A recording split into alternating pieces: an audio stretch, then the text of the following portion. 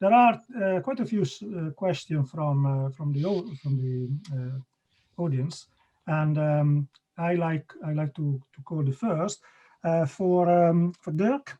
The first one is you mentioned that 800G will use MPO12. So the question is, how will it split 2 by 400G? That is a really good question, because just to think a little bit, I have presented the 800G PSM8, and let's think for 400G, that will be an SR4 with multimode fiber. So during that, if you want to split them, you have also to get from single mode to multimode.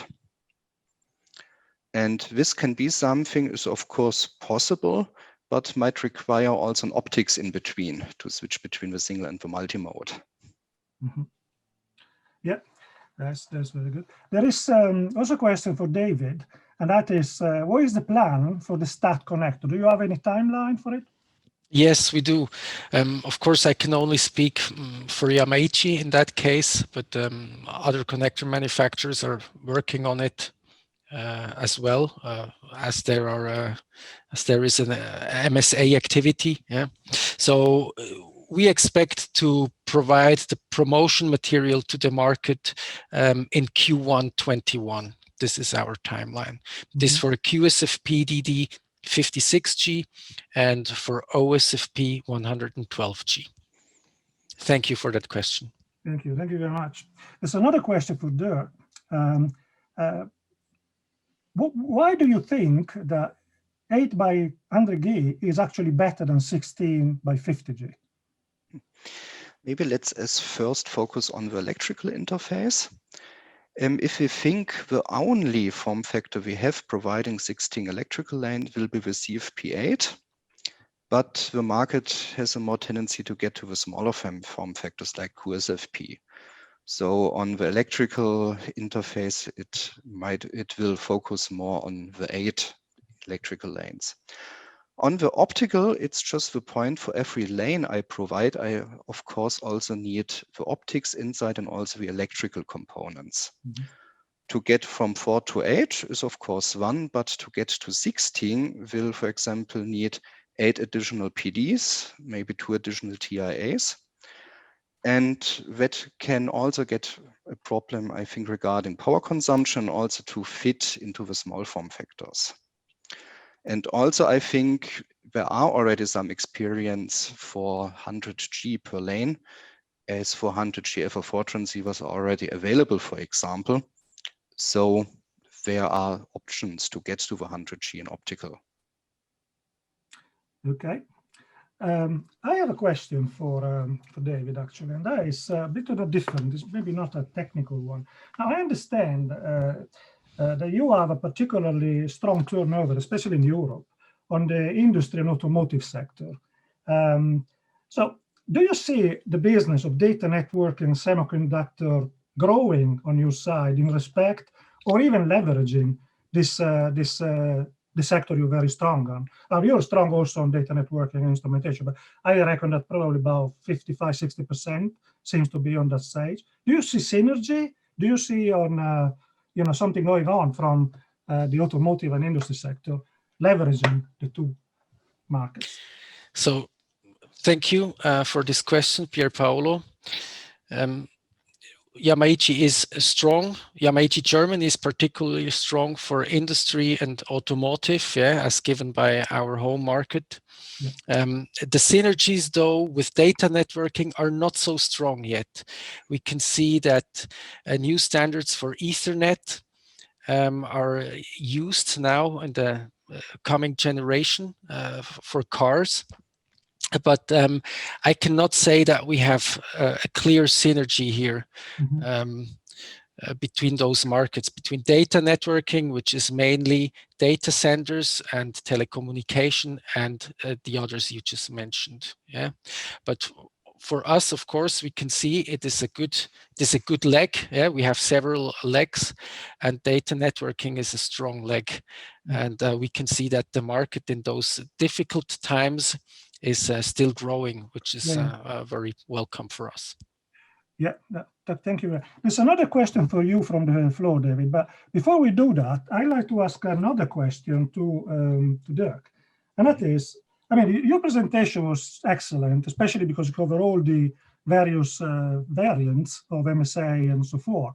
And I can't help noticing that the volume, the variety of it, the number of types is growing and growing and growing. Now, do you think that is not very good? I mean, for talking for operational viewpoint, is not particularly good. Do you think that there is a realistic way to reduce the number of varieties in future? I think it will also get more complicated. No, it's already to see. I have now only shown the standard-sized transceivers, but also, for example, already existing a 2x400G FR4, for example, or I have also seen an FR4 Lite, which has a combination of for an FR, but only working for 500 meters. So there will be also from vendors noch different solutions for them. But I also hope, because it's also getting more complex for the technologies regarding 800G, that the market will getting more to single standards. Yes.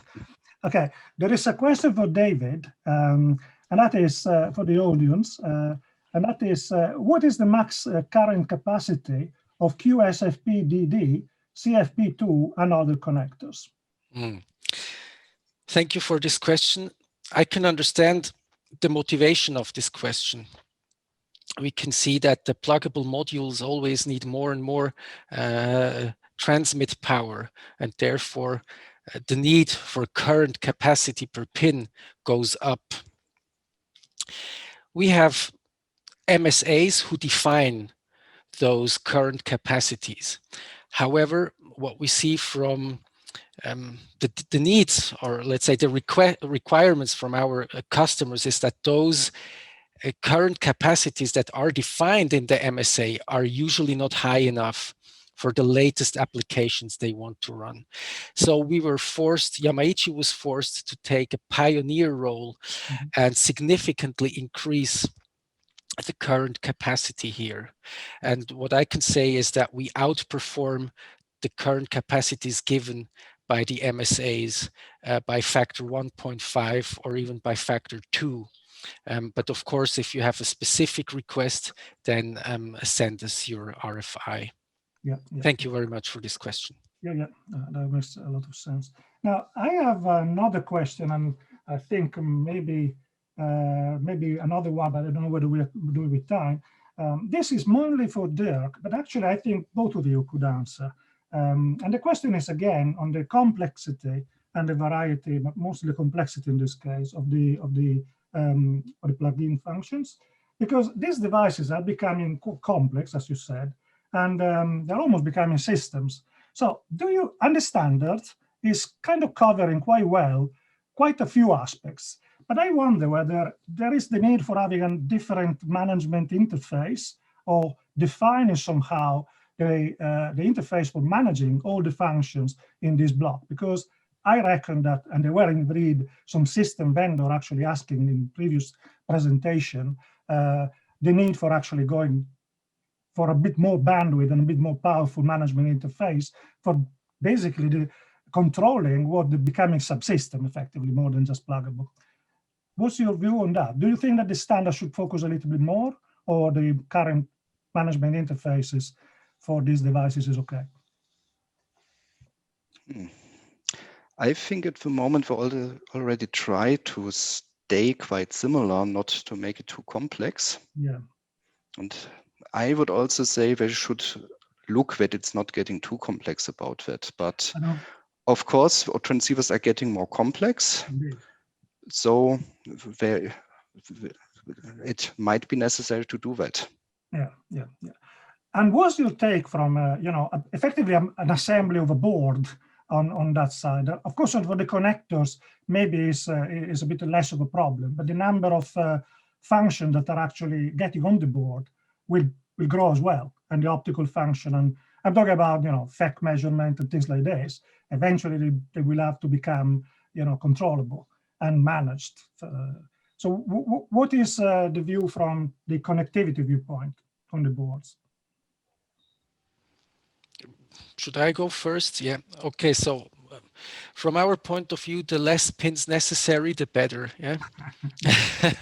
So we can see QSFP-DD has 76 pins. OSFP has less. So I think that is a plus. Yeah.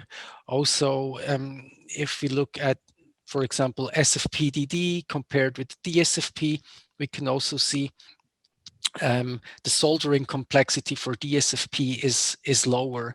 You have less solder issues when you just have 2 rows of pins instead of 4 rows. This is what I can say from a connector maker's perspective. Yeah. Okay, there is another question for Dirk. How likely is the implementation of PMA 8 for 800G and beyond pluggables? Oh. As I have seen on the conference, there were some sessions where they have shown 800G PAM4 A8 eyes, and they, of course, looks work pretty well. But from my experience also regarding to build ROSAs is that PAM4 is already quite critical in the vertical. As from the frequency response, you have to be really very flat and no distortion is allowed. And when the eye is already closed. So I think it will stay more at PAM4 at the moment. Okay, well, gentlemen, thank you very much. I think we are running a bit out of time now, so we'll have to close the session. I would like to thank the audience and the speakers, very much for their efforts and a very good interactive question and presentations.